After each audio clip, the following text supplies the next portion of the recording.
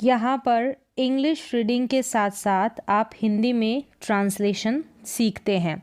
तो यहाँ पर रीडिंग के साथ साथ मैं इंग्लिश की जो बेसिक ग्रामर है उसके नियम बताऊंगी।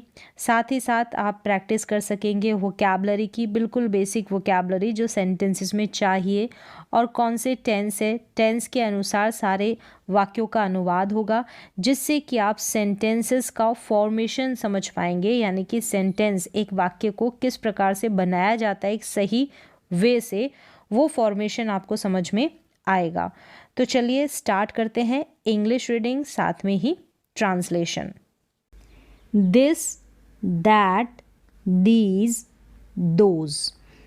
दिस का क्या मतलब होता है, दैट का, दीज का और दोज का, इनका क्या मतलब होता है, पढ़ने के साथ साथ ये सब कुछ देखेंगे, सारे पार्ट्स कवर करेंगे। एक वचन यानी कि सिंगुलर के लिए दिस का यूज़ किया जाता है और हिंदी में इसका मतलब होता है यह। क्या होता है, यह। और दैट का यूज़ भी सिंगुलर के लिए, एक वचन के लिए किया जाता है और इसका मतलब होता है वह। क्या होता है, वह। फिर है बहुवचन यानी कि प्लूरल के लिए, प्लूरल के लिए दीज का यूज़ किया जाता है और इसका हिंदी में मतलब होता है ये या ये सब। दोज का मतलब होता है वे या वे सब। अब और कुछ बातें हैं इनके बारे में जो जानना ज़रूरी है, जिससे जो भी अभी रीडिंग में सेंटेंसेस आएंगे वो आपको अच्छी तरह समझ में आ जाएंगे।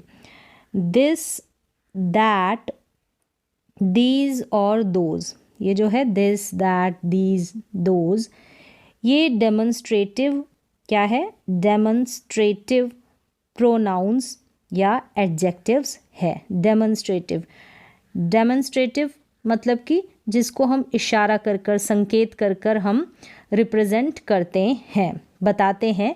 मतलब आप फिंगर से पॉइंट आउट कर कर उस चीज़ के बारे में, उस वस्तु के बारे में, या व्यक्ति भी हो सकता है, उसके बारे में आप बताते हैं। यहाँ पर एक वर्ड है एडजेक्टिव। अब यही एडजेक्टिव यानी कि विशेषण का काम करते हैं। अगर इन्हीं के बाद कोई नाउन आता है तो ये एडजेक्टिव का काम कर देते हैं। फिर यहाँ है दिस और दीज। ये जो है दिस और दीज, इनसे क्या होता है, निकटता। निकटता मतलब कोई चीज़ आपके पास है। अगर एक वस्तु आपके पास है, एक ही वस्तु की बात हो रही है और पास है, तो दिस का यूज़, और बहुत सारे की बात है, पास ही में है, वो भी आपके नज़दीक है, निकट है, तो दीज का इस्तेमाल होता है। दैट और दोज से दूरी का बोध होता है, मतलब इनसे पता चलता है जिस भी चीज़ की हम बात कर रहे हैं, हम संकेत कर रहे हैं, इशारा कर रहे हैं, तो वहाँ पर वो चीज़ें हमसे दूर है, जिसकी भी बात कर रहे हैं, दैट और दोज का यूज़ होगा। दिस, दैट के साथ सिंगुलर नाउन आएगी, सिंगुलर होगा, जिसकी भी बात करेंगे सिंगुलर वर्ब का प्रयोग होगा, यानी सिंगुलर नाउन भी होगी और सिंगुलर वर्ब भी होगी। दीज और दोज, ये जो है ना, दीज और दोज के साथ प्लूरल वर्ब का प्रयोग होता है। क्या होता है, प्लूरल वर्ब का प्रयोग होता है। अब यहाँ पर आपने बेसिक क्लियर कर लिया है कि क्या होता है दिस, दैट, दीज, दोज। अब यहाँ पर हम रीडिंग करेंगे, साधारण से सिंपल से वाक्य है, सेंटेंसेस है, उनको ट्रांसलेट भी करेंगे और कैसे वर्ब यहाँ पर काम करती है, कैसे सेंटेंसेस यहाँ पर काम करते हैं, वो भी सीखेंगे। दिस इज़ अ काउ, जैसे मैंने बोला कि ये डेमोन्स्ट्रेटिव प्रोनाउन है, मतलब हम इशारा करके, यानी हमने जो काऊ है उसकी तरफ अपनी फिंगर की और बोला कि, और दिस का मतलब ये जो काऊ है ना, ये हमारे नज़दीक है और एक है। यहाँ पर जो वर्ब आ रही है वो भी सिंगुलर आ रही है, यानी कि ये इज़ सिंगुलर है, अगर काऊ एक है तो इज़ आया है। तो दिस, और हिंदी में इस इज़ का क्या मतलब है, दिस इज़ अ काऊ, यानी कि यह एक गाय है, यह, इसका हिंदी में मतलब हो गया यह, और अगर दैट होता तो वह। फिर यहाँ है दिस इज़ माई कार। क्या है, दिस इज़ माई कार, यानी कि यह कार मेरी है, ये जो कार है ये मेरी है। दिस इज़ माई कार, माई मतलब मेरी। फिर यहाँ है दिस इज़ माई पेन।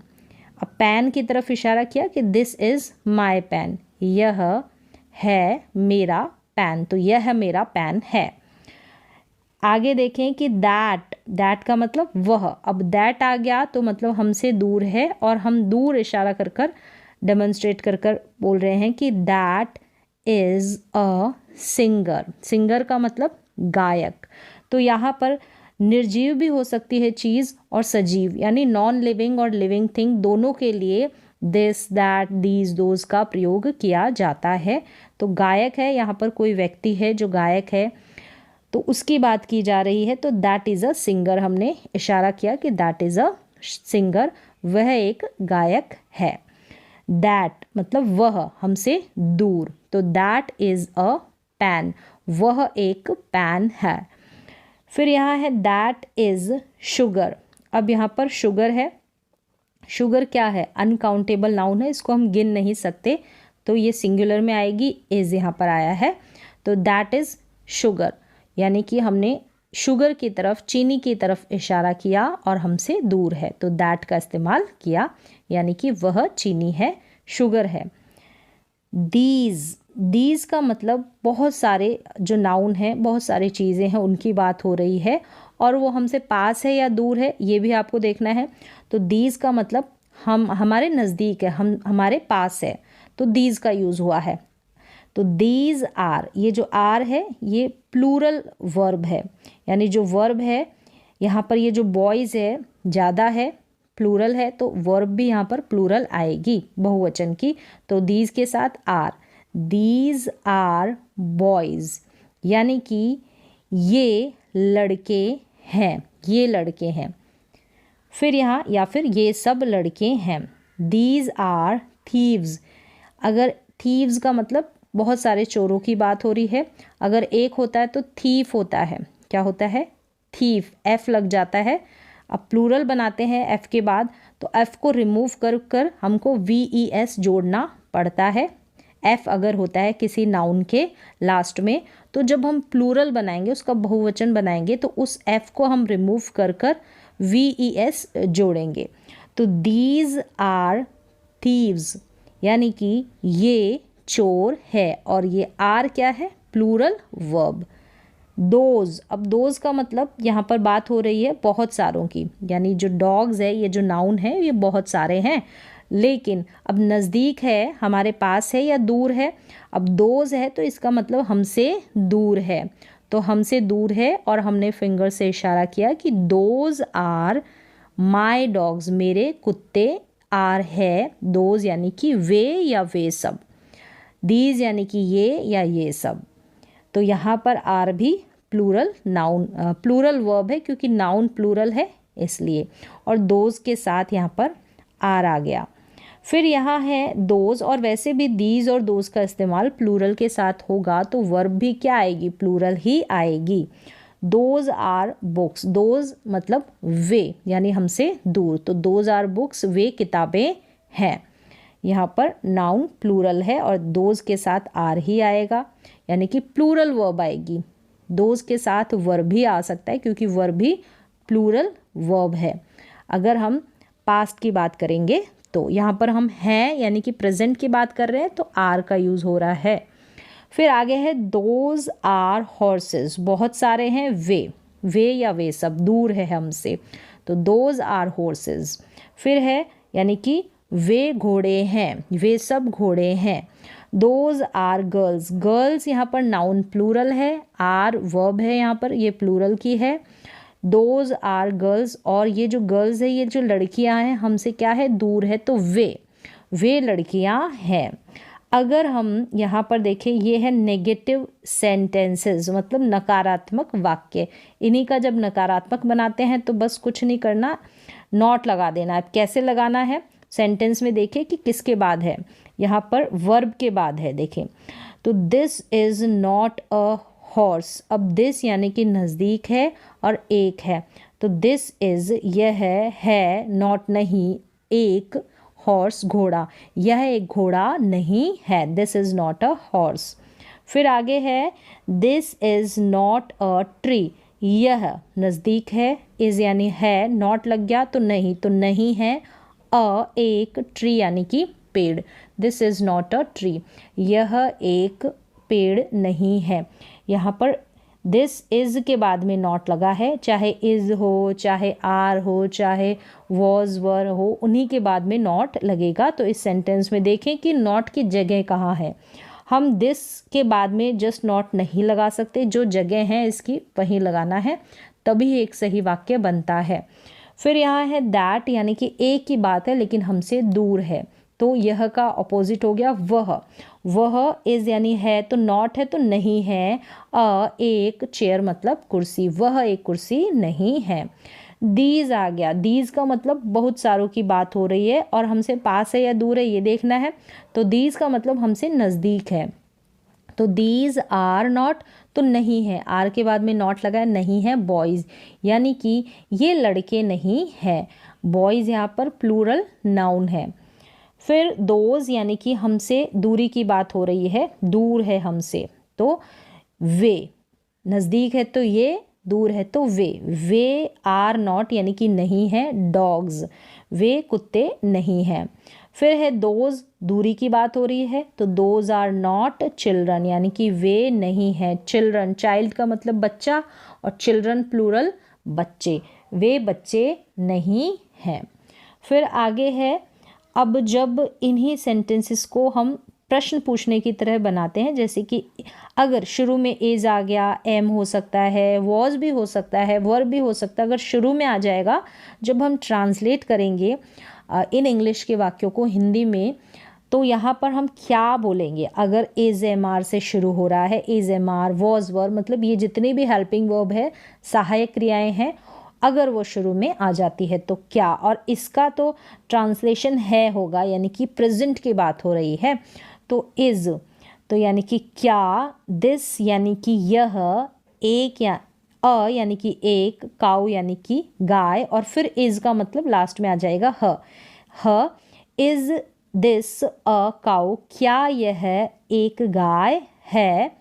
फिर यहाँ पर ये प्रश्नवाचक वाक्य है, लास्ट में क्वेश्चन मार्क लगा है।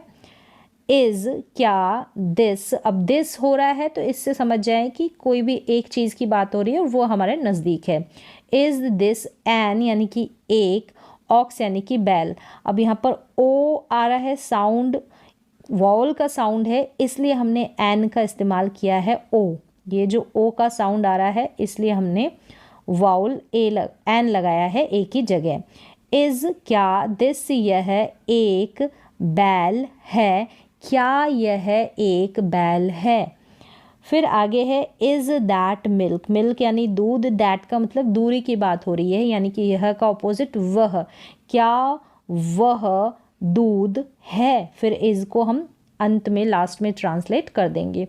इज़ यानी कि क्या, दैट वह, राम, तो राम एक लड़का है, यानी कि लिविंग थिंग्स की भी हम इनसे जो है ट्रांसलेट कर सकते हैं, इनसे वाक्य बना सकते हैं। लिविंग थिंग के लिए भी इनका यूज़ होता है, this that these those. Is that Ram, क्या वह राम, और इज़ यानी है। फिर यहाँ पर देखें आर, अगर था की बात करते हैं, थे की, तो वॉज वर का भी हम स्टार्टिंग में हम वॉज वर रख सकते हैं अगर हम पास्ट की बात करेंगे तो। आर यानी कि क्या, अब क्या ही हम ट्रांसलेट करेंगे। अब इसका जो हिंदी में अनुवाद है वो लास्ट में आ जाएगा हिंदी के वाक्य के ट्रांसलेशन में। आर दीज, दीज का मतलब पहले समझें कि दीज का क्या मतलब जा रहा है, यानी कि बहुत सारों की बात हो रही है, वो हमसे पास है या दूर है, हमसे पास है, यानी कि अगर पास है तो ये या ये सब, दूर है तो वे या वे सब। तो क्या ये गर्ल्स यानी कि लड़कियां, आर यानी कि है, अब आर को हम लास्ट में ट्रांसलेट कर लेंगे, क्या ये लड़कियां हैं। आर दोज, अब दोज यानी कि दूर यानी कि वे, क्या वे बुक्स किताबें, आर हो गया इसका ट्रांसलेशन है, क्या आर से क्या, दोज बुक्स, क्या वे किताबें हैं। तो यहाँ पर आर का हिंदी में क्या मतलब नहीं हो रहा है हो रहा है, इसका जैसे है हो रहा है, लेकिन आर अगर इज़, अगर जो भी हेल्पिंग वर्ब है वो अगर शुरू में लग रही है तो हम हिंदी में क्या से ही शुरू करेंगे। इनसे हम पहचान जाएंगे कि क्या से वाक्य की शुरुआत होगी। अगर हिंदी का कोई वाक्य इसी तरीके से क्या से शुरू हो रहा है तो लास्ट में है या था जो भी है उसी के अनुसार आपको वॉज वर वो सब रखना है और सब्जेक्ट के अनुसार। फिर यहाँ पर है आर दोज, यानी कि क्या, दोज यानी कि दूर है क्या, दूर है या पास है, दूर है, तो वे, क्या वे बच्चे, और फिर आर का ट्रांसलेशन लास्ट में, क्या वे बच्चे हैं, है से हो गया है। आज की क्लास यहाँ पर कंप्लीट होती है, तो आज की क्लास में बस इतना ही। मिलते हैं नेक्स्ट क्लास में।